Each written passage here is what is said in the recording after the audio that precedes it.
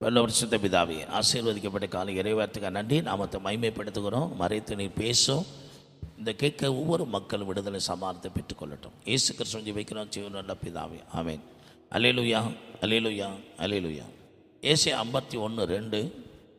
உங்கள் தகப்பனாகிய ஆபிரகாமையும் உங்களை பெற்ற சாராளையும் நோக்கி பாருங்கள். அவள் ஒருவனாயிருக்கையில் நான் அவனை அழைத்து அவனை ஆசீர்வதித்து அவனை பெருக பண்ணினேன். ஏன் இங்கே சொல்றார் ஏசாயா திக்கந்தர் மூலமா?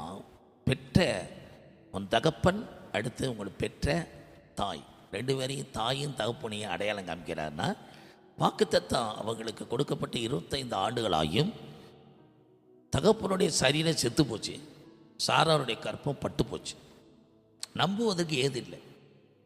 ஆனாலும் அந்த வாக்குத்தத்தத்தை நம்பி முன்னிச்சு தேவனை மகிமைப்படுத்தி விசுவாச வல்லமையமான ஏன் நோக்கி பார்க்க சொல்ற ஏசாயா 25 வருஷம் காத்திருந்து பட்டு போன கற்பத்துக்கே ஒரு உயிர் கொடுத்து ஒரு சந்ததியை கொடுத்தாரே, குழந்தைக்காக காத்திருக்கிற தேவ பிள்ளைய. உங்கள் வாழ்க்கையில் தேவன் ஆபிரகாம் சாராளுக்கு அந்த வாக்குத்தத்தை நிறைவேற்றினவர்.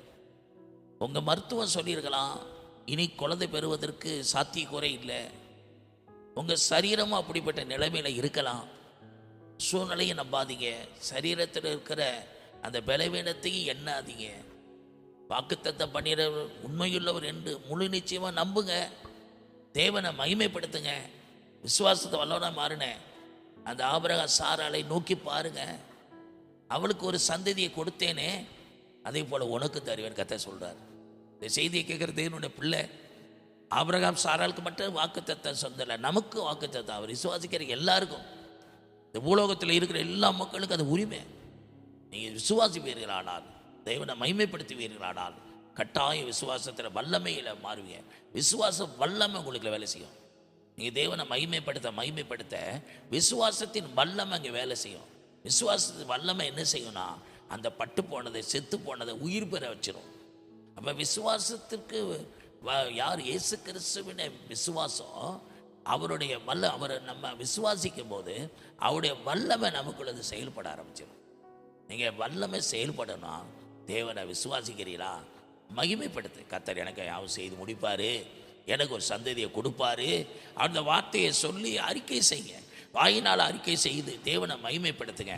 அந்த விசுவாசத்தின் வல்லமை உங்கள் வாழ்க்கையில் பட்டு போன கற்பத்தை, செத்து போன கற்பத்தை இனி இருக்காதுன்னு சொன்ன அந்த இடத்துல கர்த்தர் ஒரு சந்ததியை வழங்க பண்ணுவார். எது குழந்தை மாத்திரமல்ல, திருமண காரியமானாலும், பிஸ்னஸாக இருந்தால், ஊழியமாக இருந்தால், எதெல்லாம் உங்களுக்கு செத்து போச்சு பட்டு போச்சுன்னு சொல்கிறாங்களோ அந்த இடத்துல உங்களுக்கு உயிர் பெறும். அந்த நன்மையான காரியம் நடக்கும். அதனால தான் சொல்கிறாரு, உங்கள் பெற்றெடுத்த சாரால நோக்கி பாருங்க. இந்த விசுவாசத்தின் வல்லமை எப்படி நான் செயல்பட்டேன், எப்படிப்பட்ட அற்புதத்தை செய்தேன்னு நோக்கி பார்த்தாலே தெரியும். அவங்க வாழ்க்கையில் நடந்த அற்புதங்கள் போல உங்கள் வாழ்க்கையில் நடத்துவேன் என்று கர்த்தர் சொல்லுகிறார். எந்த காரியமாக இருந்தாலும், அவ்வளோதான் முடிஞ்சதுன்னு சொன்ன காரியமாக இருந்தாலும், இன்றைக்கு உயிர் பெறணுமா, அந்த வார்த்தையை சொல்லி தேவனை மகிமைப்படுத்துங்க.